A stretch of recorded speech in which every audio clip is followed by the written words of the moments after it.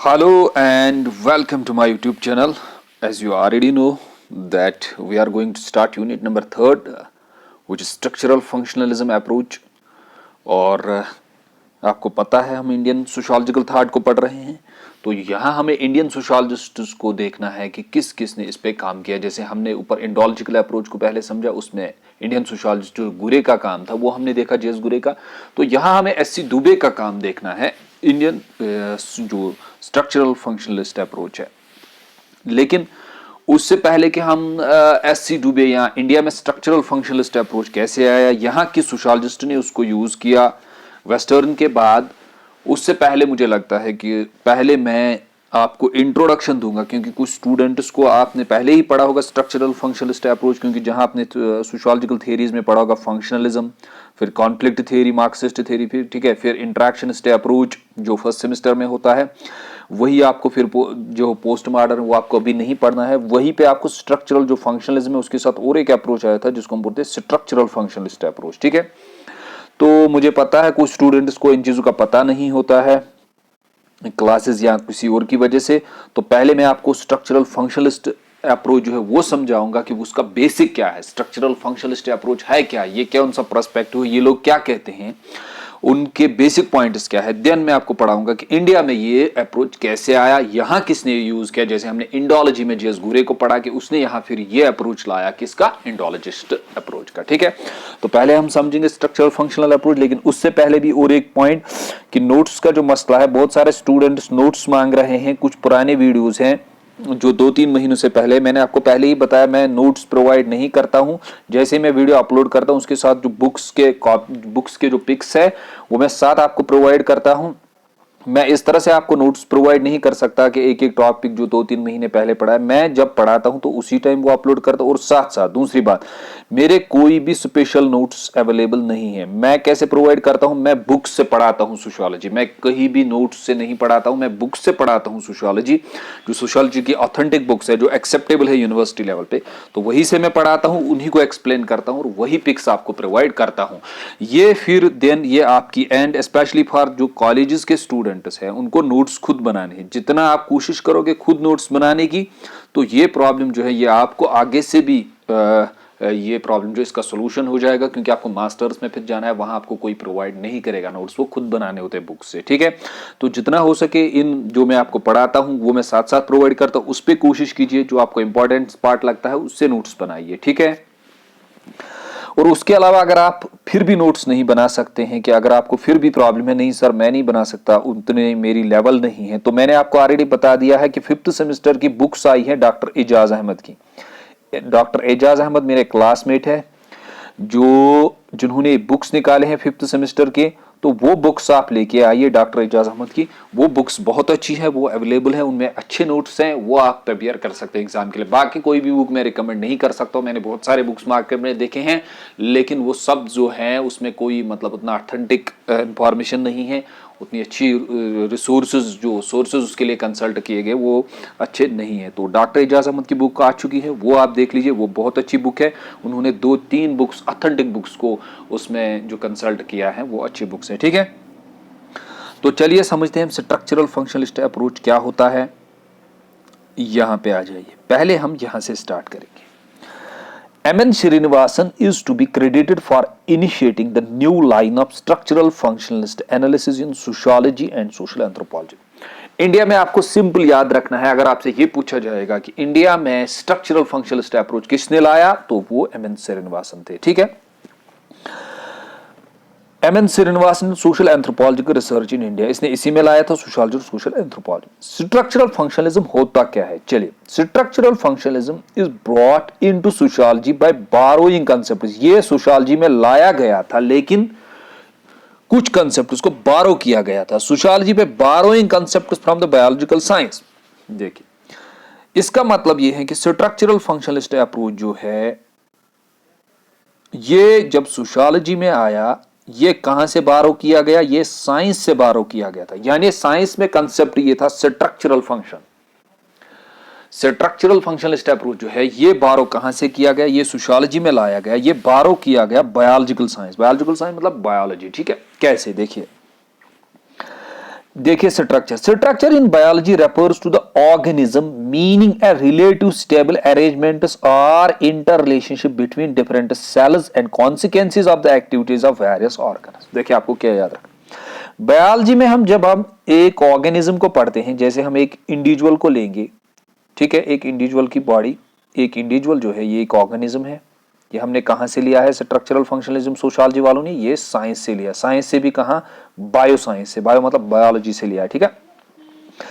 तो वो कहते हैं जैसे वहां एक ऑर्गेनिज्म होता है, ठीक है, जैसे हमारे पास एक इंडिविजुअल है, हम लोग, ठीक है, तो हमारे पास जो है, हमारे पास एक स्ट्रक्चर है। स्ट्रक्चर मतलब हमारे पास एक बॉडी है, बॉडी एक स्ट्रक्चर है, इसमें हेड है, ठीक है, आर्म्स है, ठीक है, पेट है, टांगे हैं, ये सब एक मिला के, हेड को मिला के बॉडी के साथ, पेट के साथ, टांगों को मिला के बॉडी के साथ, आर्म्स को बॉडी के साथ मिला के ये डिफरेंट पार्ट्स है। ये अलग पार्ट है आर्म्स, हेड एक अलग पार्ट है, पेट एक अलग पार्ट है, टांगे एक अलग पार्ट। इन सब पार्ट्स को जब हम मिलाते हैं, जब ये सब पार्ट साथ में मिलते हैं, जब साथ में मिलके ये काम करते हैं, तो हम इसको कहते हैं स्ट्रक्चर।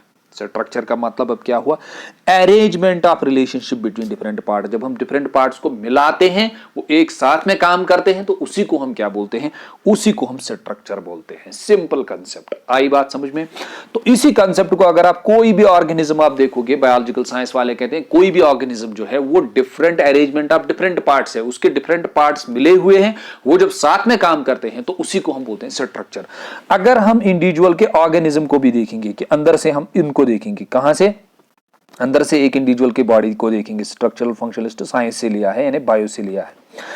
अगर हम अंदर से अपनी बॉडी को देखेंगे, ठीक है, हमारे जो इंटरनल पार्ट्स हैं, ठीक है, एक्सटर्नल पार्ट जो हमारे किडनी है, ठीक है, उसके अलावा हमारी किडनीज है, हार्ट है, ठीक है, तो इंटेस्टाइन्स है, ये सब मिलके जब ये डिफरेंट पार्ट्स जब हम मिलाते हैं, ये सब जब साथ में काम करते हैं, तभी एक इंडिविजुअल जिंदा रहता है। जब ये पार्ट्स बैठ जाते हैं ऑर्गेनिज्म के डिफरेंट, अगर कोई भी पार्ट, हार्ट बैठ जाएगा, वो फंक्शन नहीं करेगा, तो सारे पार्ट्स ऑटोमेटिकली डेड हो जाएंगे। तो यही कंसेप्ट सोशियोलॉजी वालों ने साइंस से लिया। उन्होंने कहा सोशियोलॉजी में, सोसाइटी में भी स्ट्रक्चर होता है। सिंपल सर, स्ट्रक्चर कैसे होता है? याद रखिएगा, आज के बाद कभी भी मत भूलिए। जब भी स्ट्रक्चर आपके दिमाग में आएगा, जब भी आप वर्ड स्ट्रक्चर सोशियोलॉजी में देखोगे, तो आपके दिमाग में यह कंसेप्ट आना चाहिए एकदम से, एकदम से आपके दिमाग में यह कंसेप्ट आना चाहिए। हम सोशियोलॉजी में कहते हैं स्ट्रक्चर, जब भी वर्ड आएगा सोशियोलॉजी में, हमारे सोशियोलॉजी में, हम सोसाइटी में कहते हैं हमारे 6 मेन पार्ट्स हैं, 6 मेन इंस्टीट्यूशंस है। जिस तरह इंसान की बॉडी है, टांगे एक पार्ट है, आर्म्स एक पार्ट है, पेट एक पार्ट है, सिर एक पार्ट है, तो ये 5 पार्ट्स मिला के बॉडी बनती है। हम कहते हैं हमारी सोसाइटी में फैमिली, मैरिज, किनशिप, उसके बाद रिलीजन, उसके बाद इकोनॉमी, उसके बाद पॉलिटी। हमारी फैमिली, हमारा मैरिज, जब मैरिजेस होंगे तो फैमिली बनेगी, उसके बाद किनशिप, रिश्तेदारी, उससे आपको एक नाम मिलता है, सोसाइटी आपको एक्सेप्ट करती है, आपको प्रॉपर्टी मिलती है, आपको एंसेस्टर्स का नाम मिलता है, ठीक है, आपके रिलेटिव्स बनते हैं, उससे आपको पता होता है कि मुझे रिलेटिव्स कहाँ से सेट करने हैं। उसके बाद आपका रिलीजन आपको सिखाता है, रिलीजन आपको कंट्रोल करता है, ठीक है, बहुत सारे फंक्शंस करता है। उसके बाद इकोनॉमी आपको खाना, फूड, जो आपको बेसिक नेसेसिटी चाहिए वो देता है। उसके बाद पॉलिटिकल सिस्टम आपको ऑर्डर क्रिएट करके देता है। तो ये 6 मेन इंस्टीट्यूशन जब हम मिलाते हैं सोसाइटी में, जब ये 6 मेन इंस्टीट्यूशन साथ में काम करते हैं, तो इसी को हम क्या बोलते हैं सोशियोलॉजी में? इसी को हम बोलते हैं सोशियोलॉजी में स्ट्रक्चर। उसी को हम बोलते हैं स्ट्रक्चरल फंक्शनलिज्म।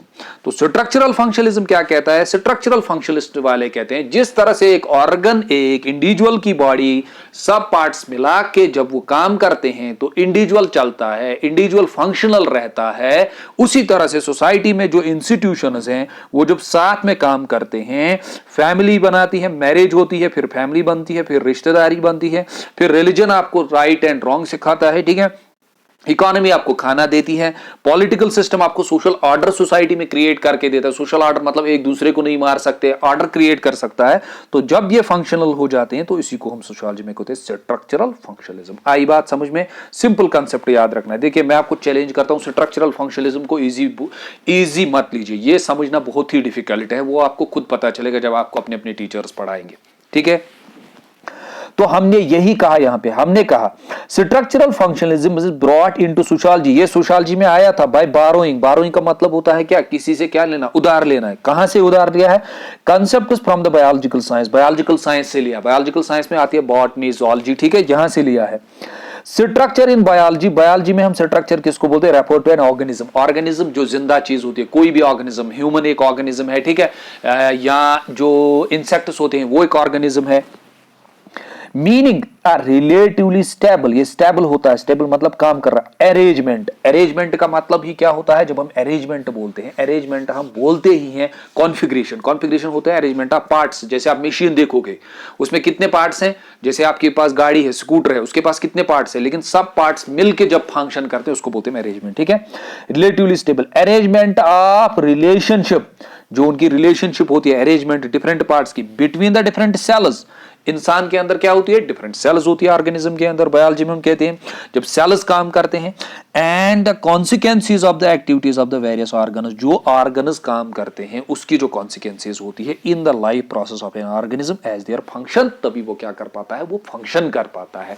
जैसे हमारी बॉडी है, हमारी बॉडी जो है ये अरेंजमेंट है, रिलेशनशिप्स, इसमें बहुत सारे रिलेशनशिप्स है, किसके इंटर रिलेशनशिप्स है, बिटवीन सेल्स, जो हमारे सेल्स है जिसको हम बोलते हैं स्टेम सेल्स बोलते हैं, रेड ब्लड सेल्स बोलते हैं, व्हाइट ब्लड सेल्स बोलते हैं हमारी बॉडी में, ठीक है, या स्किन में जो सेल्स होती है जो रिप्लेस होती है, तो बहुत सारे सेल्स हमारी बॉडी में जब फंक्शन करते हैं, ठीक है। And the consequences of the activities of various organ, जो हमारे ऑर्गन्स हैं, जैसे हमारी किडनी एक ऑर्गन है, ठीक है, हार्ट एक ऑर्गन है, लिवर एक ऑर्गन है, इंटेस्टाइन्स है, स्टोमक है, ये ऑर्गन्स है, ठीक है। तो ये जब काम करते in the life process of an organism as their function, ये जब काम करते हैं, साथ में काम करते हैं, तभी क्या होता है, तभी हमारा स्ट्रक्चर बनता है, तभी हमारा स्ट्रक्चर काम करता है, तभी हमारी बॉडी काम करती है, ठीक है। सो किसने ये कंसेप्ट लिया था, ये हर्बर्ट स्पेंसर ने लिया था। अगर आपने ऑर्गेनिक एनालॉजी पढ़ा होगा, ऑर्गेनिक एनालॉजी में स्पेंसर यही कहता है, एक साइड से वो ऑर्गेनिक एनालॉजी में क्या करता है, वो एक साइड से इंडिविजुअल को लेता है कि ये इंडिविजुअल है, इसके डिफरेंट डिफरेंट पार्ट्स है, एक तरफ से वो सोसाइटी को लेता है, वो कहता है सेम जैसे इसके डिफरेंट पार्ट्स है, इसके भी डिफरेंट पार्ट्स है, सेम जब ये पार्ट साथ में काम करते हैं, ये फंक्शन करते हैं, तभी ये ऑर्गेनिज्म चलता है। तभी उसी तरह से स्पेंसर कहता है सोसाइटी में भी डिफरेंट ऑर्गन्स होते हैं, religion, economy, polity, family, marriage, ये सोसाइटी के ऑर्गन्स जब ये साथ में काम करते हैं तभी क्या करती है, तभी सोसाइटी फंक्शन करती है, ठीक है। तो स्पेंसर ने ये कंसेप्ट दिया था, goes further and points out that not only analogy, analogy का मतलब होता है कंपेयर करना दो चीजों को, existence between the them, society और ऑर्गेनिज्म में खाली एनालॉजी ही नहीं होती है, the body social and the body of human beings but the same principles, जो प्रिंसिपल्स होते हैं and the same definitions of life applied to both, दोनों की लाइफ सेम सेम है। यानी कि ऑर्गेनिज्म का मतलब होता है अगर ऑर्गेनिज्म का कोई पार्ट, हार्ट खत्म हो गया तो ऑर्गेनिज्म एकदम से मर जाएगा। इसी तरह से सोसाइटी जो है, इसका हार्ट, इसके डिफरेंट ऑर्गन्स हैं जो फंक्शन करते हैं, तभी एक ऑर्गेनिज्म क्या करता है, तभी सोसाइटी क्या करती है, फंक्शन। ये आया समझ में, सिंपल कंसेप्ट है। Now we will move to next point. देखिए दिस पर्सपेक्टिव, कौन सा, स्ट्रक्चरल फंक्शनलिज्म, आई बात समझ में। दिस पर्सपेक्टिव ऑफ सोसाइटी, जो ये पर्सपेक्टिव है सोसाइटी का, ये अप्रोच सिट्रस, ये सिट्रस करता है, इन्हें जोर देता है the element of harmony. Harmony का मतलब क्या होता है वो आपको पता ही है। हार्मोनी का मतलब होता है तभी हम जब डिफरेंट पार्ट साथ साथ में काम करते हैं, हम कहते हैं हमारी बॉडी जो है ये हार्मोनी, अभी इसमें हार्मोनी, हार्मोनी मतलब ये अच्छे से फंक्शन कर रही है, इसमें कोई प्रॉब्लम नहीं है, ठीक है। And constituency not for the conflict and contradictions, हमारी बॉडी अच्छे से फंक्शन कर रही है। यानी जो स्ट्रक्चरल फंक्शनलिज्म है वो क्या कहते हैं, वो सिट्रस देते हैं एलिमेंट्स ऑफ हार्मोनी। सोसाइटी में क्या होना चाहिए, हार्मोनी चाहिए, कंसिस्टेंसी, कंटिन्यूअसली ये हार्मोनी से चलता है। सोसाइटी में हमेशा क्या रहता है, ऑर्डर रहता है, हार्मोनी रहती है, स्टेबिलिटी रहती है, ठीक है। ये नॉट दोज ऑफ, ये कॉन्फ्लिक्ट और कॉन्ट्राडिक्शंस पे फोकस नहीं करते हैं। सर कौन, स्ट्रक्चरल फंक्शनलिस्ट वाले, यानी जिन्होंने स्ट्रक्चरल फंक्शनलिस्ट का अप्रोच दिया है सोशियोलॉजी में। ये क्या कहते हैं, ये कहते हैं the functional unity of system is defined in terms of social order. अगर आपको फंक्शनल यूनिटी देखनी है कि सोसाइटी में कितनी यूनिटी है, सोसाइटी कैसे फंक्शन करती है, the functional unity of system is defined in terms of social order, तो वहां आप देखेंगे सोशल ऑर्डर। अगर वहां सोशल ऑर्डर ठीक है, सोसाइटी अच्छे से चल रही है। सर सोसाइटी अच्छे से चल रही का मतलब क्या होता है, यानी कि मैरिज भी हो रही है अच्छे से, किनशिप चल रही है, रिश्तेदारी भी, वहां सिस्टम अच्छा है, पॉलिटिकल सिस्टम वहां अच्छा है, स्टेबल पॉलिटिकल सिस्टम है, ठीक है।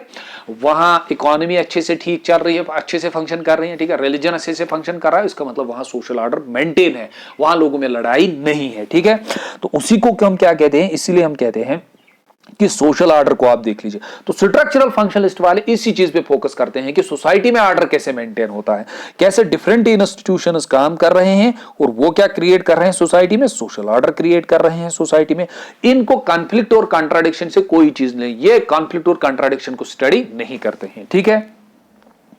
जैसे मार्क्सिस्ट पर्सपेक्टिव में हमने देखा, मार्क्सिस्ट पर्सपेक्टिव वाले क्या करते हैं, वो कॉन्फ्लिक्ट को स्टडी करते हैं। वो कहते हैं जैसे रिलीजन है, रिलीजन अगर हम देखेंगे, यहां हमने रिलीजन लिया, वो कहते हैं रिलीजन की वजह से क्या होता है, रिलीजन की वजह से हायर क्लासेस लोअर क्लासेस को एक्सप्लॉइट करते हैं, वो उसको यूज करते हैं। लेकिन स्ट्रक्चरल फंक्शनलिस्ट वाले रिलीजन को क्या कहते हैं, ये कहते हैं नहीं, स्ट्रक्चरल फंक्शनलिस्ट वाले कहते हैं रिलीजन की वजह से स्टेबिलिटी, सोशल ऑर्डर मेंटेन रहता है। सर कैसे, हाउ?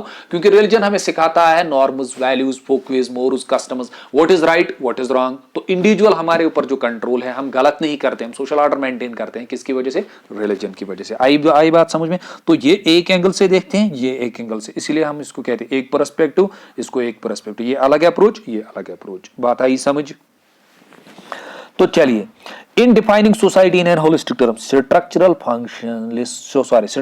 functional implies that, वो कहते हैं that as everything within the system, जो कोई भी सिस्टम में है, हमारा जो सिस्टम है political, economy, education, banking system, अगर आप अपना सिस्टम इंडियन कंट्री का देखोगे, पॉलिटिकल हमारा जो सिस्टम है, फैमिली, मैरिज है, फैमिली एक इंस्टीट्यूशन है, मैरिज है, एजुकेशन है, बहुत सारे इंस्टीट्यूशन है, टेक्नोलॉजी है। तो ये क्या कहते हैं, as everything within the system, जो भी हमारे सिस्टम में है is necessarily functional for the whole. ये कहते हैं जो भी आपके सिस्टम में है, टेक्नोलॉजी है, स्कूल है, एजुकेशन है, रिलीजन है, पॉलिटी है, इकोनॉमी है, जो भी आपके सिस्टम में है वो फंक्शनल है। फंक्शनल मतलब वो काम करता है किसके लिए, सोसाइटी के लिए, वो फंक्शनल है फॉर द सोसाइटी। जो भी आप देखोगे, यानी ये कहते हैं जो भी सोसाइटी में है वो जरूरी है। क्यों? क्योंकि उससे क्या होता है, सोसाइटी में फंक्शन होती है, सोसाइटी फंक्शन करती है, उसे सोसाइटी में सोशल ऑर्डर रहता है, सोसाइटी में स्टेबिलिटी रहती है। आई बात समझ में? उसी को हम कहते हैं नेसेसरली, ये जरूरी है, फंक्शनल फॉर द होल, एक सोसाइटी को चलने के लिए। जैसे हमने कहा ऑर्गेनिज्म, जैसे हमने कहा ये ऑर्गेनिज्म के साथ मैच ये करते हैं कंपेयर, हमारी बॉडी में जो भी चीजें हैं वो हमारे लिए फंक्शनल है, वो हमें फंक्शन करके देते हैं, उससे हमारी बॉडी चलती है, ठीक है। सेम इज द केस, ये भी कहते हैं जो भी सोसाइटी यानी सिस्टम ने, सोसाइटी में जो भी चीजें हैं वो किसके लिए, वो सोसाइटी की फंक्शन के लिए हैं, ठीक है। जो भी मशीन, जो भी अगर आप स्कूटर है उसमें जो भी पार्ट है वो सोसाइटी स्कूटर के फंक्शन के लिए है। Same is the case here. They are the believers, ये बिलीव करते हैं, क्या कहते हैं, ऑफ द फैक्ट, इस चीज को ये मानते हैं, इस फैक्ट को, that society is relatively persisting, society जो है वो रिलेटिवली परसिस्टिंग है। कॉन्फ़िगरेशन है, कॉन्फ़िगरेशन का मतलब होता है, कॉन्फ़िगरेशन का मतलब है अरेंजमेंट ऑफ पार्ट्स, इसमें बहुत सारे पार्ट्स हैं, रिलीजन, एजुकेशन, इकोनॉमी, पॉलिटी ये एक पार्ट है, बैंकिंग ये एक पार्ट है, हेल्थ इंस्टीट्यूशन, ठीक है, हेल्थ हमारा जो है वो एक इंस्टीट्यूशन है। ये अरेंजमेंट ऑफ पार्ट्स है, इसमें डिफरेंट डिफरेंट पार्ट्स है, ये अरेंज्ड है। अरेंज्ड का मतलब क्या होता है, अरेंज्ड अगर आप देखोगे, स्कूटर आपके पास एक गाड़ी है, एक इंजन है, वो अरेंज्ड है, ठीक है। पहले आप स्टार्टिंग करोगे, स्टार्टिंग से वो फोर्स बनाएगा, फोर्स से वो फिर क्या करेगा, वो फिर रन करेगा। तो अरेंजमेंट ऑफ पार्ट्स, एक जैसे फैमिली, आपकी मैरिज होगी, आपके पेरेंट्स की मैरिज हो गई, आपकी बर्थ हो गई, जब आपकी बर्थ हो गई आपकी सोशलाइजेशन फैमिली ने की, फैमिली ने बड़ा किया, फिर आपको इसको दिया, फिर एजुकेशन को दिया, एजुकेशन ने आपको स्किल सिखाया, फिर आपका अरेंजमेंट, जॉब लग गया, वहां से आप इकोनॉमी खरीद रहे, फिर आप मैरिजेस कर रहे हो, फिर कल्चर, ठीक है। तो अरेंजमेंट होता है ये, उसको बोलते हैं configuration of elements, different elements and consensus, ये कॉन्सेंसस होती है। सर कॉन्सेंसस का मतलब क्या होता है, कॉन्सेंसस का मतलब होता है जनरल एग्रीमेंट। जनरल एग्रीमेंट मतलब इस पे सब लोग राजी होते हैं, ठीक है, हम सब राजी हैं, हाँ रिलीजन, एजुकेशन, पॉलिटी, इकोनॉमी ये ऐसे हैं, ये ऐसे काम करेगा, ठीक है। कॉन्सेंसस एज यूबिक्यूटस, यूबिक्यूटस का मतलब क्या होता है, यूबिक्यूटस का मतलब होता है फाउंड एवरीवेयर, ये आपको हर किसी सोसाइटी में मिलेगा। समझ आई बात? हमने क्या कहा, हमने कहा ये बिलीव करते हैं of the fact that society is relatively persisting. Configuration मतलब अरेंजमेंट ऑफ पार्ट्स होते हैं, एलिमेंट्स होते हैं, education, polity, economy, health and consensus, सब लोग इसको एक्सेप्ट करते हैं, सब लोगों को पता होता है। यूबिक्विटस, सब लोग इस पे, ये हर किसी जगह आपको मिलेगा, ठीक है। Elements of the social system, जो भी हमारे सिस्टम में है ये एलिमेंट्स, ये आपको सब जगह मिलेंगे, ये अरेंज्ड होते हैं और सब लोग इसको क्या करते हैं, एक्सेप्ट करते हैं। जब ये चीजें एक्सेप्टेड होती है तो इसी से क्या बनता है, इसी से सोशल ऑर्डर बनता है, इसी से क्या होता है, इसी से सोसाइटी क्या होती है, इसी से सोसाइटी फंक्शनल होती है। यानी इसका मतलब होता है स्ट्रक्चर ही क्या करता है, स्ट्रक्चर ही फंक्शन क्रिएट करता है, जो सोसाइटी का स्ट्रक्चर है, ठीक है। देन ये ट्रीट करती है change as a slow. Sir change के बारे में ये क्या कहते हैं, अगर चेंज आ गई किसी भी पार्ट में किसी भी सिस्टम, ये कहते हैं चेंज स्लो होती है। स्लो मतलब धीरे धीरे आती है, ठीक है। Cumulative process of adjustment to new situation, यानी सोसाइटी धीरे धीरे एक्सेप्ट करती है नए चेंजेस को। जैसे टेक्नोलॉजी आ गई, ये धीरे धीरे सोसाइटी इसको एक्सेप्ट करती है और ये भी किस में आ जाती है, ये भी स्ट्रक्चर में आ जाती है। तो हमारी सोसाइटी अगर अभी हम देखेंगे तो टेक्नोलॉजी भी एक क्या है, ये भी एक एलिमेंट है हमारी सोसाइटी में, जो क्या करता है, जो सोसाइटी के सोशल ऑर्डर स्टेबल करता है, सोशल सोसाइटी फंक्शनल बनाता है, ठीक है। Its explanation consists of essentially of pointing out how the different parts और activities fit on the top of one another. ये हमें कहता है कि डिफरेंट पार्ट्स कैसे फंक्शन करते हैं सोसाइटी में। ये इसको फंक्शन कराता है, ये इसको फंक्शन कराता है। जब हार्ट फंक्शन करता है वो सेल्स बनाता है, ब्लड प्यूरिफाई करता है, वो ब्लड डिफरेंट वेन्स में जाता है, वो वेन्स में सेल्स क्रिएट करता है, तो हमारी बॉडी जो है वो फंक्शनल रहती है। तो सेम इज द केस, ये भी कहते हैं कि सोसाइटी में क्या होता है, एक पार्ट जब फंक्शन करता है वो दूसरे को, फैमिली, किसी की मैरिज हो गई, दो इंडिविजुअल्स आ गए, उसने नए इंडिविजुअल्स दिए सोसाइटी को, वो नए इंडिविजुअल्स एजुकेशन में गए, उन नए इंडिविजुअल्स की मैरिज हो गई, आगे नए इंडिविजुअल्स पुराने, उनकी डेथ हो रही है, उनको रिलीजन दिखा रहा है, उनको कैसे क्या उनके साथ करना है, ठीक है। तो हर कोई पार्ट अपनी अपनी फंक्शन करता है, जिससे क्या होती है, सोसाइटी फंक्शनल रहती है, ठीक है। And how conflicts are contained and prevented from changing the structure. और यही चीजें जो है ये सोसाइटी को कैसे बचाती है, कॉन्फ्लिक्ट से बचाती है, और सोसाइटी को क्या करती है, सोसाइटी को हमेशा स्टेबिलिटी, सोशल ऑर्डर और इक्विलिब्रियम में रखती है, ठीक है। तो ये समझ में आया, ये आपको समझ आया होगा अभी। ये कंसेप्ट स्ट्रक्चरल फंक्शनलिज्म का मेन मकसद क्या था, इनके मेन पॉइंट्स क्या थे, वो मैंने आपको बता दिया। अब स्ट्रक्चरल फंक्शनलिस्ट्स कौन थे वो हम नेक्स्ट में देखेंगे, ठीक है। चलिए अब हम देखेंगे structural functionalist traditions in India. India में ये कब स्टार्ट हो गया, क्यों, क्योंकि हम सोशियोलॉजिकल जो पढ़ रहे हैं, सोशियोलॉजिकल थॉट इन इंडिया पढ़ रहे हैं। यहां हमें वेस्टर्न थिंकर्स को नहीं देखना है, ठीक है। तो हम इंडिया में देखेंगे इंडिया में कैसे डेवलप हो गया। अच्छा, यूज ऑफ स्ट्रक्चरल फंक्शनलिस्ट्स, थोड़ा बहुत मैंने आपको आइडिया दे दिया, हमें वो नहीं पढ़ना था, मुझे यहां से स्टार्ट करना था, structural functionalist traditions in India. लेकिन इससे पहले कि कुछ स्टूडेंट्स को थोड़ा बहुत आइडिया मिले स्ट्रक्चरल फंक्शनलिस्ट वाले कहते क्या हैं, उनका आइडिया क्या है, उन्होंने किस पर्सपेक्टिव पे काम किया, इसीलिए मैंने आपको ये थोड़ा बता दिया। Use of structural functionalist perspective 1940s, ये कब आया है, ये 1940s में आया। Is considered as an important development in understanding Indian society. जैसे हमने इंडोलॉजी से इंडियन सोसाइटी को समझा, तो स्ट्रक्चरल फंक्शनलिस्ट भी आया 1940s में इंडिया में, ताकि हम इंडियन सोसाइटी को समझे किस पर्सपेक्टिव से, स्ट्रक्चरल फंक्शनल पर्सपेक्टिव से। समझ आई बात। आफ्टर इंडिपेंडेंसी के बाद, with the establishment of welfare state, जब इंडिया ने डिसाइड किया कि हम वेलफेयर स्टेट रखेंगे, वेलफेयर स्टेट